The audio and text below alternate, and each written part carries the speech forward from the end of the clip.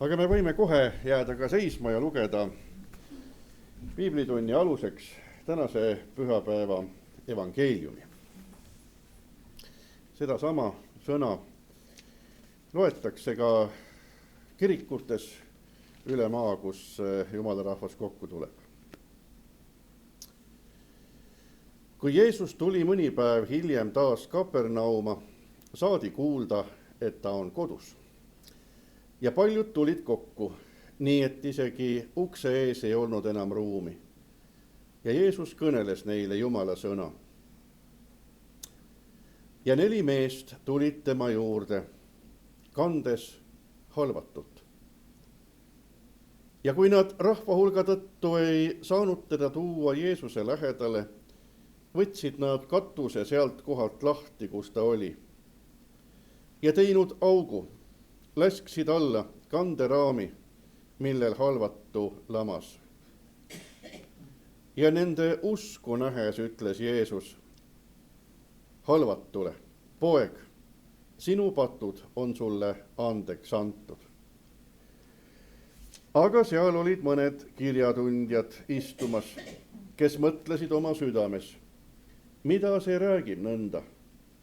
Ta teotab Jumalat. Kes muu võib patte andeks anda kui Jumal üksi? Aga Jeesus tundis kohe oma vaimus ära, et nood nõnda mõtlevad iseeneses, ja ütles neile: miks te seda kõike arutate oma südames? Kumb on kergem? Kas öelda halvatule: sinu patud on andeks antud, või öelda talle: tõuse püsti, võta oma kanderaam ja kõnni? Aga et te teaksite, et inimese pojal on meelevald patte andeks anda maa peal, ta ütles halvatule: sinule ma ütlen, tõuse püsti, võta oma kanderaam ja mine koju. Ja kohe tõusis too püsti, võttis oma kanderaami ja läks välja kõigi silme all, nii et kõik hämmastusid ja ülistasid Jumalat, öeldes: sellist asja pole me eluilmaski näinud. Aamen.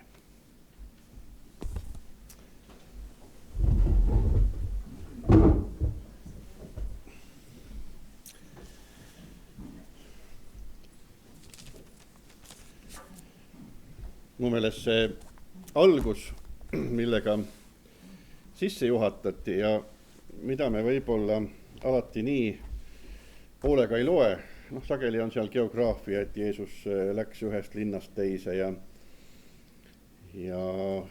siis on teadlased, kes selle veel vaidlustavad, et evangelist võib-olla mäletas aastakümneid hiljem natukene valesti, sest erinevatel evangelistidel on see geograafia erinev, et mis järjekorras need sündmused toimusid, et mis oli Kapernaumas ja mis oli Natsaretis, aga see lugu algab sellega, et palju rahvast tulid kokku, siis kui kuuldi, et Jeesus on kodus, ta on kodulinnas, ja tuldi kokku ühe maja juurde, me ei tea täpselt, kelle maja juurde, arvati, et võib-olla oli see Peetruse kodu, kus Jeesus kunagi ka Peetruse ämma terveks tegi. Minu jaoks oli tore mõelda, et siin oli tegemist ei vähemaga kui koduse palvetunniga. Et nad ei kogunenud ei kirikus, ei siis templis ega sünagoogis, vaid ühes kodus. Ja rahvast oli nii palju, et nad ei mahtunud sisse, et ümber maja ja kõikjal oli inimesi, kes tahtsid osa saada. Kui me nüüd siin viimastel kuudel jälle vennaste koguduse ajalooga tegelesime ja tuleb kohe välja üks mahukas 700 leheküljeline raamat Saku valla ajaloost, siis sinna sai sisse ka vennaste koguduse lugu ja selle maja lugu ja nii selle vanamaja puhul, mis oli siis enne varem kui 137 aastat tagasi, kui ka selle uue maja puhul oli ikka sama lugu, et ikka väike, ikka ei mahu sisse. Ja ennekõike need maikuised noortepühad, mida siin peeti, 4 pühipaiku, olid väga rahvarohked, siis tuldi ikka üle maa kokku. Ja me teame, et nii nagu aastapäevadel, nii ei ole nendel vennaste koguduse isegi tavalise pühapäeva tundides olnud ju ainult kohalikud inimesed siit samast kõrvalt küladest, majadest, vaid käidi kaugemalt ja sama lugu on ju ka Ageri palvemaja kohta, mis on veel suurem, et ikka akende taga ja pööninguluukide vahel oli inimesi. Et me võime seda ette kujutada. Ei olnud see ainult Jeesuse ajal nii, vaid seda on antud sajandeid hiljem ja me võime uskuda ja paluda, et selliseid aegu antakse meile veel. Millisel kujul, millisetes hoonetes on Jumala tahtmine, et koos käiakse, see ei ole õnneks meie otsustada ja see ei pea olema just sugugi see maja, mida meie esimesena mõtleksime. Aga rahvast oli palju koos ja Jeesus kõneles. Me lugesime, Jeesus kõneles neile Jumala sõna. See oli see põhjus, miks rahvas oli koos. See, et meile täna süüa antakse, on ka võib-olla põhjus. Mõni tuleb selle pärast. Mul küll tuleb meelde see. Või et meil on sõpru hea näha, keda me pole ammu näinud. Aga seda joont me peame hoidma teadlikult ja endale meelde tuletama, et Jumala sõna on see, mille pärast tasub kokku tulla. Kui ta ühel päeval enam ei ole peamine põhjus, siis ei aita enam ka võileivad ja meie kokkusaamised võivad ära jääda. Ja nüüd rullub seal lahti üks põnev lugu. Nimetatakse ära, et seal on 4 meest, kes kannavad halvatut. Kannavad halvatut Jeesuse juurde. Meil ei öelda, kes nad olid sellele mehele, sugulased või naabrid või sõbrad. Tegelikult me isegi ei saa seda teada, kelle initsiatiiv see oli. Kas halvatu suutis ära rääkida 4 meest, ma ei tea, maksta, tellida sellist teenust, et viige mind Jeesuse juurde. Ja kui see nii oleks, me võiksime mõelda, see on vägev ja kõneleb tema usust ja tema tahtest. Ja ta suudab leida need võimalused, et isegi raske haigus, ta on voodihaige, et isegi raske haigus ei takista teda Jumala juurde tulemast. Meid takistavad küll sageli ka väikesed asjad, kas või kehv ilm, et mis ma nüüd sellise ilmaga välja lähen. Või kusagilt valutab. Igatahes tema leiab võimaluse. Aga sugugi mitte vähem kaasamõtlemist väärt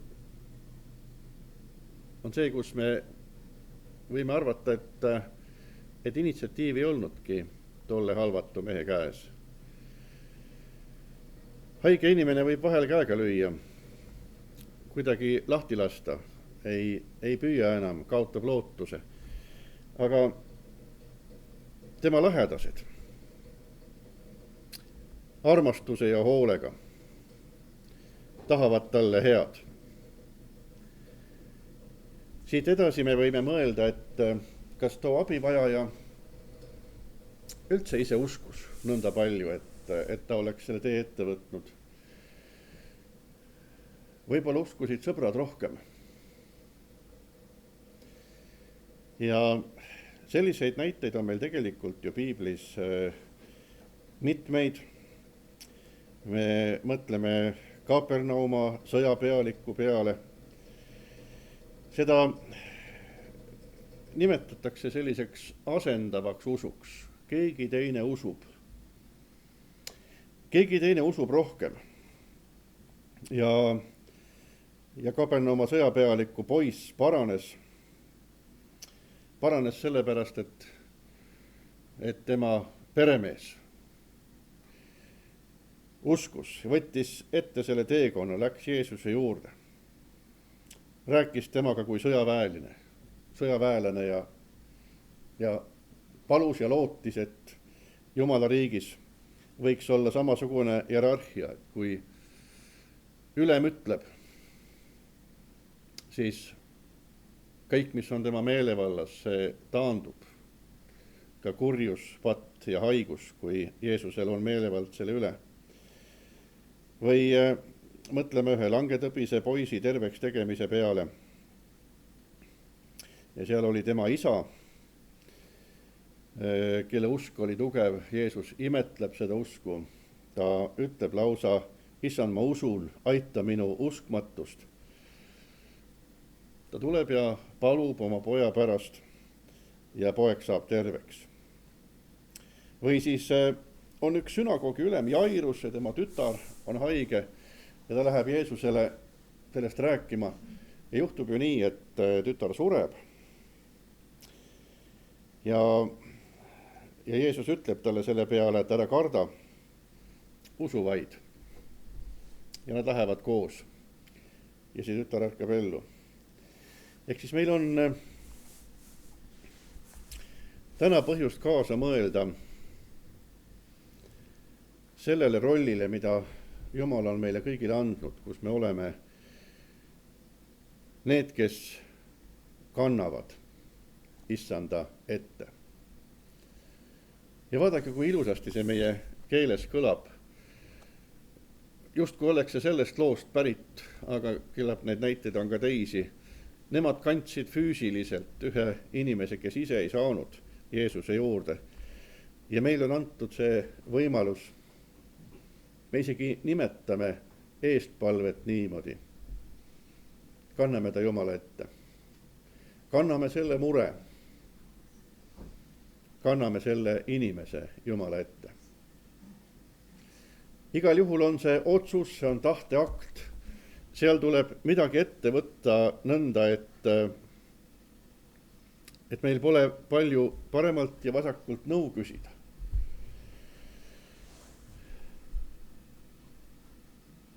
Aga me teame, et see on õige. Ja see on üks selline oluline töö.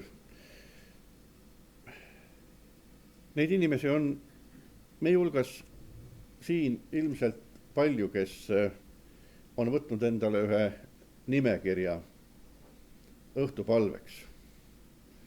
Ja siis võivad nad anda teistele teada, et ma lisan nüüd sinu nime ka sinna. See on nüüd see põhjus. Ja me oleme õnnelikud, kui meie oleme nende hulgas, keda nõnda nimetatakse Jumala ees.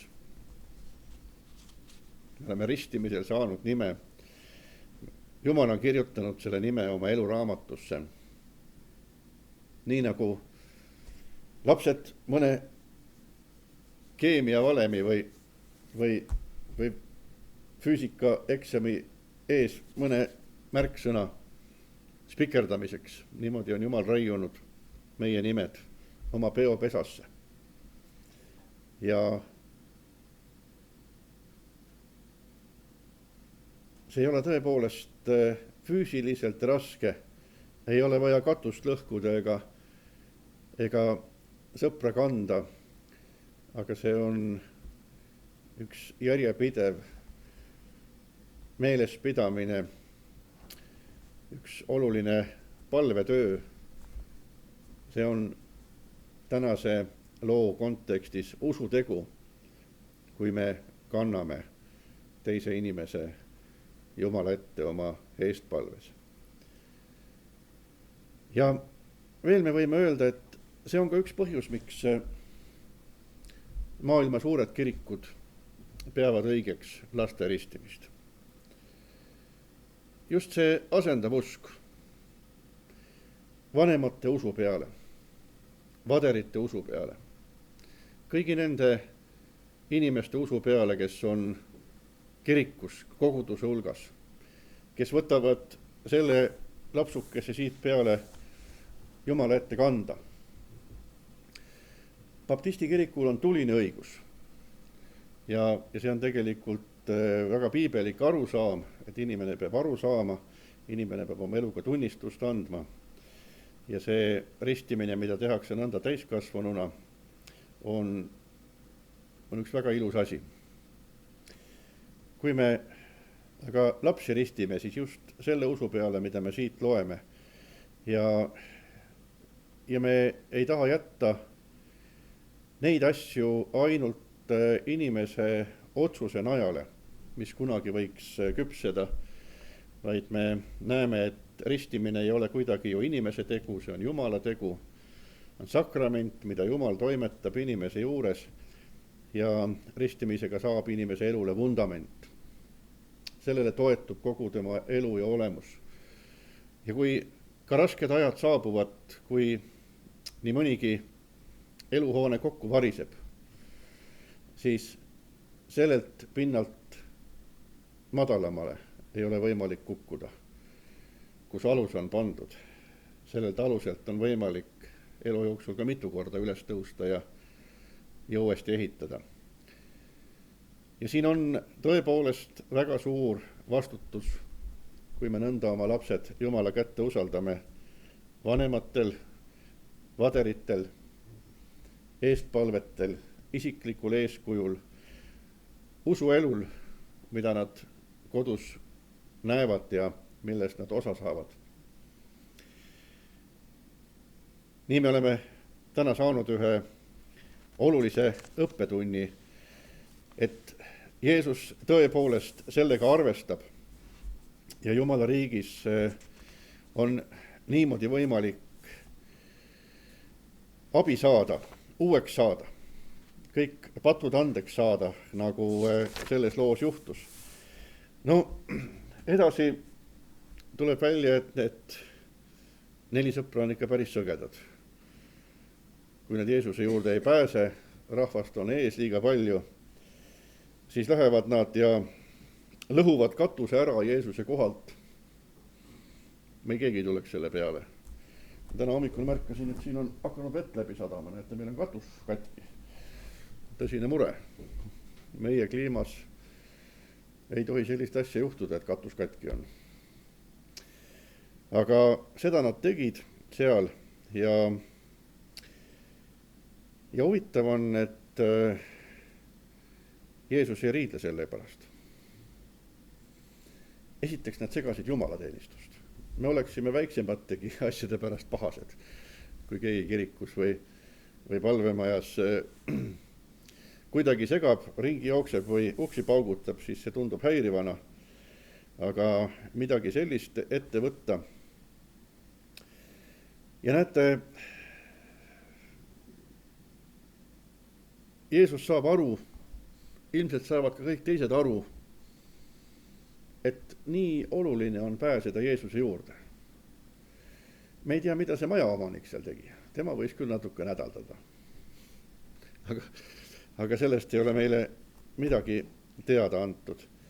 Ja ei lähegi siin füüsiliselt selle juurde, millise konstruktsiooniga see katus siis oli ehitatud ja kui palju prahti sealt võis allolijatele kraavahele tulla. Igal juhul ühel hetkel see abivajaja, halvatud mees oma sõprade abiga on päris Jeesuse ligidal tema jalgade ees. Ja Jeesus ei näe jumalateenistuse segamist, ta ei näe füüsilise vara lõhkumist, siin öeldakse nende usku nähes. Usk oli see ainus, mida Jeesus nägi. Nende usku nähes ütles Jeesus halvatule, poeg, sinu patud on sulle andeks antud. ja taas me tuletame justkui meelde, et tegelikult oli see mees ju haige hoopis. Sellepärast toodi ta Jeesuse juurde, mitte pattude pärast. Mille pärast meie läheksime Jeesuse juurde.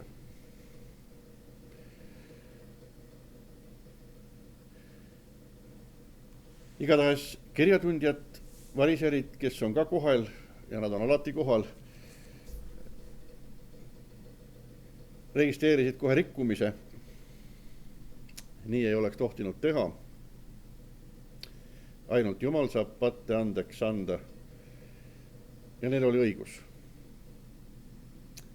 See õpetus, mida nemad pidid valvama ja mida jagama, jättis selle ainult Jumala õiguseks. Lisaks sellele oli sünagoogis lausa kohustus arvet pidada selle üle, et kellele on saanud nii-öelda pattude andeks andmise vabastava sõna öelda. See oli võimalik, aga selleks pidid olema teatud märgid elus ja tegelikult oli patust lahti saamiseks selline päris raske kadalipp, seal tuli kindlasti paastuda, kindlasti tuli ohverdada, tuli aega võtta sellise protsessi jaoks, mis siis sellise paranemise ja meeleparanduse tee käimise juurde käis. Aga Jeesus jätab justkui kõik need etapid vahele ja ütleb sealsamas, et sinu patud on sulle anteks antud. Seda ei saanud tollased usujuhid jätta märkimata, et nüüd on midagi valesti. Nii et nad ei ole seal pahatahtlikud, nad ei hakka seal tüli norima, nende kohustus on valvata, et sellist korralagedust ei sünniks. Ja seal ütlevad nad, et mida see mees nõnda räägib, ta teotab Jumalat ja ütlevad siis selle prohvetliku lause, kes muu võib patte andeks anda kui Jumal üksi. Ehk siis taas kord on üks näide, kus Jeesuse vastaste suu läbi kuulutatakse Jeesus Jumalaks, Jumala pojaks. Ja ka siin on neil õigus. Nad ütlevad sisuliselt, et see saaks juhtuda ainult siis, kui Jeesus on Jumala juurest, kui ta on tõotatud ja oodatud Messia. Ja Jeesus tõepoolest on, seda saavad nad hiljem teada. Enne tuleb Jeesuse tee lõpuni käia ja ta peab kannatama ja surema, sest ka see on Jumala plaani osa. Aga tollal on väga selge see, et raske haigus pidi olema patu tagajärg. Ja selle üle tegelikult ei olegi mõtet ka Jeesusel vaielda. Ta lähtub sellest samast mõtteruumist. Ja inimene siis sageli oli justkui ise süüdi oma haiguses. Ja inimest sellisena nähti tervikuna, ei ole kunagi juttu ainult füüsilisest kehast, mis on kuskilt saanud viiruse või päriliku haiguse või on mõni muu põhjus, miks inimene kannatab füüsiliselt. See oli alati seotud ka vaimse eluga. Ja tegelikult ei ole ka ju meil selle juures põhjust vaielda. Arstiteadus on täna väga kõrgel tasemel ja me tõepoolest saame abi.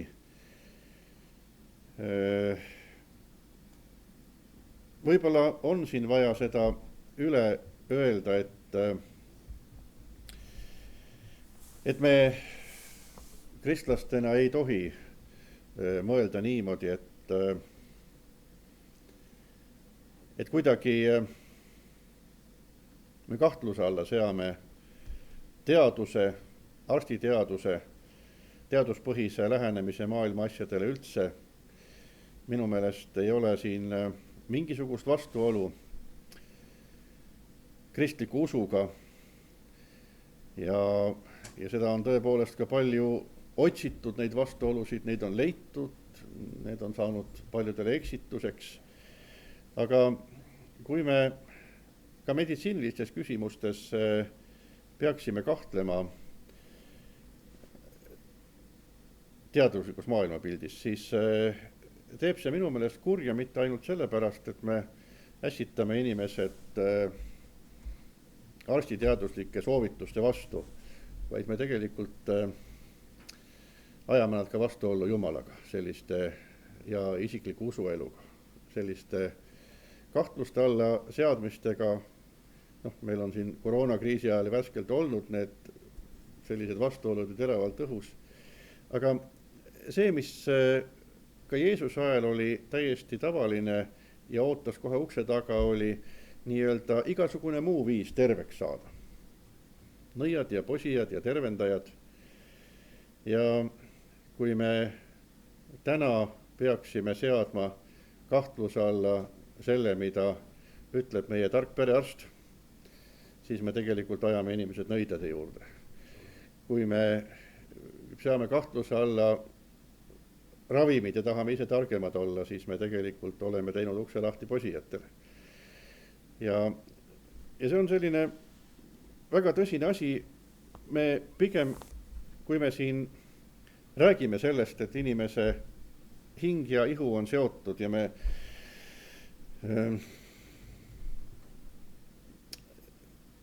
oleme nõus, et füüsiline haigus on kuskilt maalt seotud patuga ja Jumalast kaugel olemisega, siis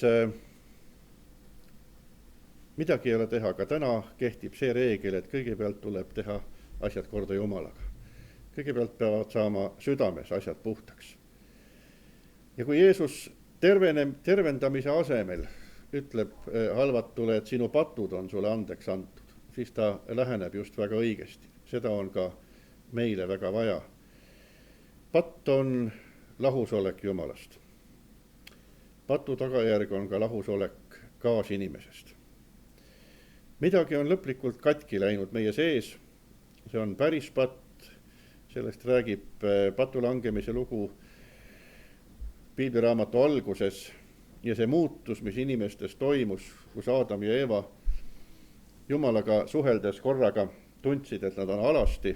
Nad pidid endale käepäraselt mingisugused kehavarjud leidma. Ja see alasti olek ei tähenda mitte paljast ihu, mida inimene häbeneb, vaid see ju märgib seda kohta, kus me ei saa enam üksteisele otsa vaadata, silmad maha lööma, kus me ei saa enam vahetult suhelda teise inimesi. Midagi on tulnud meie vahele. Ja siis on neid hetki, kus me saame silmast silma ja südamest südamesse. Ja see osadus Jumalaga, mis on katki läinud, kandub üles inimsuhetesse. Ja see on patt kõige selgemal kujul, millest me esimesena peame lahti saama. Ja siis on järgmiseks küsimus selles meie füüsilises tervises. Ja on tõsi, et nii mõnigi haigus on meil eluks ajaks jäänud ja nagu äiapappa just lõpetas ühe ravikuuri ja ütles, et nüüd määrati ravi ja ta sai tabletid ja arst oli öelnud, et nendega sa pead surmani vastu.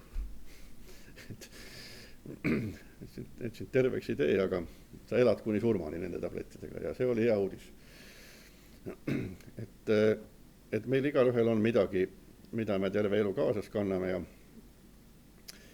ja oskame nende asjade üle ka tänulikud olla, sest kui sa kusagilt ikka viga ei tunne ja miski ei pigista ja meelde ei tuleta, et sa oled surelik inimene ja et sul on Jumala armu vaja, siis võime me ka Jumalast kaugele jääda. Aga Jeesus annab patud andeks ja nüüd on kohe nurin majas. Ja siis küsib Jeesus. Paneme tähele, et see olukord on selline, et halvat on ikka veel seal maas põrandal. Tema pole veel abi saanud. Kirjatundjad vaidlevad, see on teoloogiline vaidlus parasjagu Jeesuse ja kirjatundjate vahel.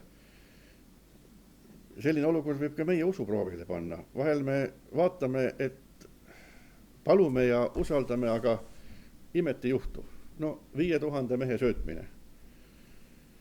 Õudne lugu, jüngrid peavad minema, näljased inimesed panema istuma, silmapiirina on põld neid täis.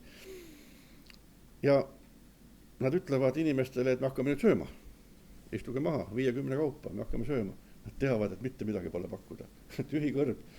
Kilomeetrite läheduses pole ühtegi leivapala. On 5 leiba ja 2 kala. Ja nüüd on siis kõik lootus selle peale, et Jeesus õnnistab seda 5 leiba ja kala ja siis saab seda palju. Ja nad hakkavad seda nüüd laiali kandma. Aga millega? Kärusid neil ei olnud, suuri seljakotte ega mitte. Jeesus tegi asja lihtsaks. Igaüks sai natukene pudi peo peale, mis sellest 5 väiksest kapukesest siis sai. Vaatad seda, mis sul peo peal on, vaatad näljased inimesi, sa pead minema nüüd jagama neile seda. Näljased inimesed on kurjad. Kui sul midagi anda pole, sa lubasid, et saab süüa. Kus on Jumala õnnistus? Palusime, midagi ei juhtunud. Ja nad jagavad ja jagavad. Ja me ei saa kunagi teada käivet. Me ei tea, kui palju seal ära jagati. Aga üle jäi 12 korvitäit. Üle jäi kordades rohkem, kui alguses jagada oli. Me ei tea kunagi, kui palju ka meid on õnnistatud, millest meid on hoitud. Me ei oska seda kokku lugeda. Aga me saame Jumala armust aru tagantjärele. Me võime inimlikes kategooriates rehkendada ja kokku lugeda, et see õnnistus on suur olnud tagantjärele. Tänase pühapäeva pealkiriks on usk ja uskmatus. See on usu küsimus, mida jüngrid pidid seal kogema mitu korda, kui nad näljastele jagasid, nii et neil midagi jagada ei olnud. Ja siin on nüüd raskelt haige mees, kelle sõbrad lootsid, et Jeesus teeb ta terveks, aga talle anti ainult patud andeks.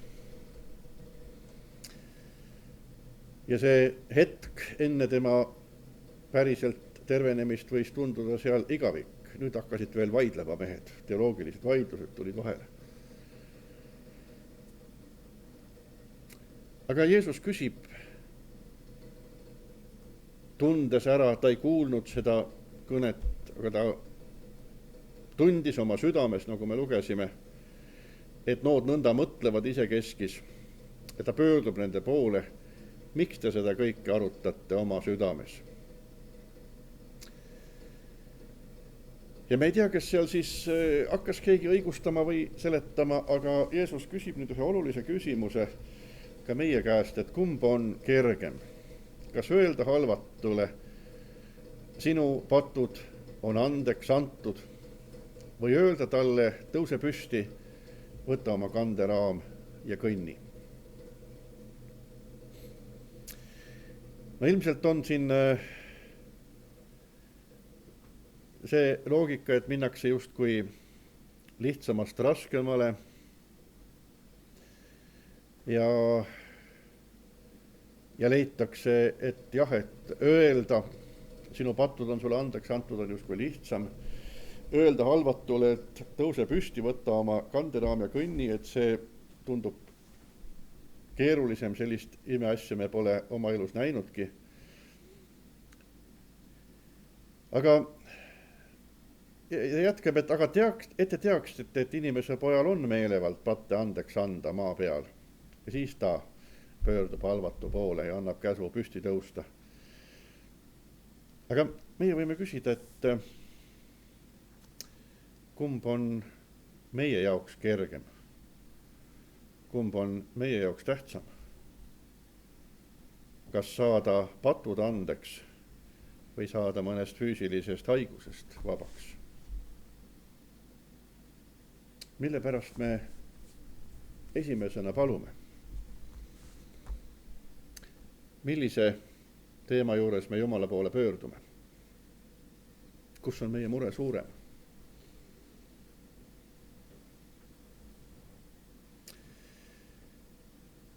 Ja see vastus, kui me ausalt endale ütleme, võib tõepoolest olla karm. Mis tahes füüsiline mure tundub nii suur, et siin peaks ka Jumal kiirustama, ruttu abi andma. Ka teiste inimeste juures me näeme nende välist puudust, majanduslikku puudust, inimeste omavahelist läbisaamist või haigust. Ja see tundub ju olema igati suur ja ilus eestpalve teema. Ja me ei eksi, kui me niimoodi mõtleme. Täna tuletatakse meile meelde, et füüsiline või väline puudus ei pruugi olla meie elus kõige suurem mure.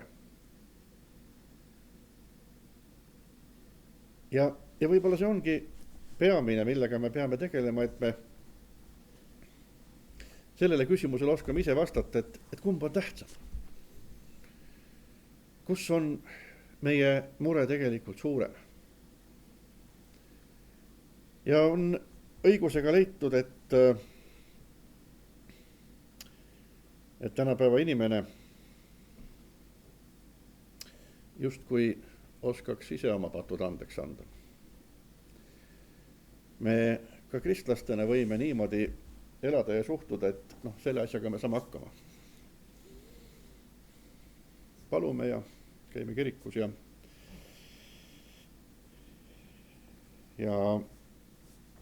lõpuks on ju iga jumalateenistuse alguses pihiosa, patutunnistuse palve ja absolutsioon, pattude andeks andmise kuulutus. Ja küllap see ka niimoodi toimib. Aga me saame ju aru, selle rõhuasetus on siin, et välised asjad ei saa olla tähtsamad. Kõik algab sellest, et meie suhe Jumalaga on korras, vahetu, et me saame uskuda ja usaldada. Usk ja usaldus teatavasti on sünonüümid ja piiblitõlkijad on sageli hädas, et vastavalt kontekstile tuleb siis otsustada, kas seda kreekakeelset sõna tõlgitakse usuks või usalduseks. Aga Jeesus usus tema poole sirutajale annab uue elu. Ja kui me korra veel tuleme tagasi selle juurde, et kui tollal usuti, et haigus peab olema patu tagajärg, siis Jeesus tõepoolest ei hakka selle teemaga vaidlema. Jeesus tegeleb sellega, mis tuleb pärast terveks saamist. Ehk siis ta ei keskendu sellele, mis kõik võis minna selle inimese elus valesti, et ta on sellises olukorras. Vaid mis ootab seda inimest ees, kui ta saab uue elu. Ja kuidas selles uues elus kõndida, kuidas uskuda ja usaldada ja Jumalaga osadusse jääda. Et see muutumise hetk, mis siin peab toimuma, ei tulene sellest, mis oli eile ja mis läks valesti. Selle asja analüüsimisest ei saa oleneda muutus. Ega ka see suund, mis on pärast muutust.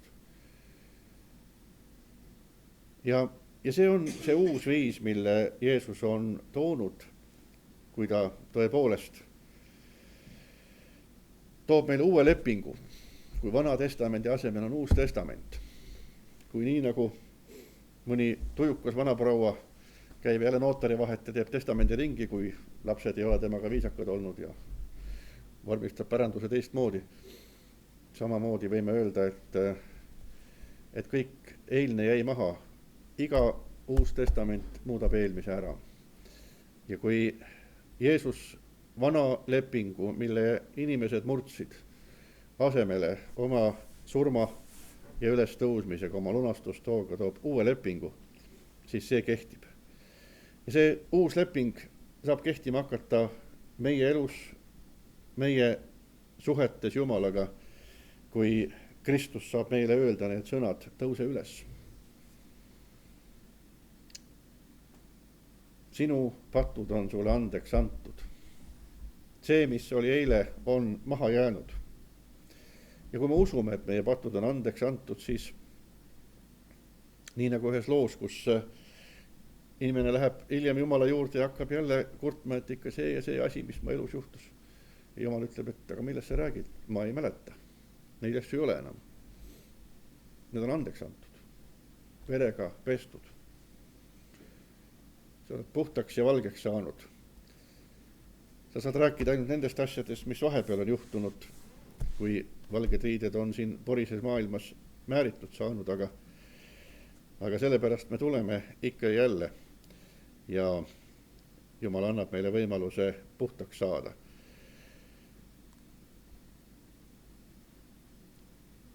Jeesus sirutab selle poole, mis on ees, ja ta teeb päriselt terveks. Ta annab uue elu ja annab meile võimaluse käia selles uues elus. Ja kui kogu see lugu on see kontekst, et uus ajastu on Kristusega sündinud, siis nii nagu kirjatundjad siin ütlevad, et me alustasime sellega, et nii ei tohi juhtuda, nii ei saa teha, seda võiks ainult Jumal teha, siis seda uut reaalsust saame ka meie tunda täna jälle Kristuse kätte ennast usaldades, et uus ajastu on alanud. Nii kehtivad täiesti uued reeglid. Ja ka minul, kui ma olen pusinud üksinda oma asjadega ja jooksnud ummikusse, võib alata uus päev. See ei tähenda, et ma olen juba ammu kristlane ja ma tegelikult tean neid asju, aga ma olen langenud sellesse patukütkesse, ma olen halvatuna maas ja ma vajan taas Jumala puudutust. Ta peab mulle ütlema, mitte loetlema ette kõik need mured, mis mul on, et kas ma saan selle või teise asja korda, vaid et sinu patud on sulle andeks antud. Uus algus on võimalik. Ja siis ta ütleb tollele mehele, võta oma kanderaam ja kõnni. Ja kui enne pidi katuse lahti lõhkuma, et tal ruumi oleks, siis nüüd võttis ta oma kanderaami õlale ja rahvas seisis spaleeris ja tal oli laialt ruumi jalutada ja igalühel oli ruumi oma südames, et sellest järeldusi teha.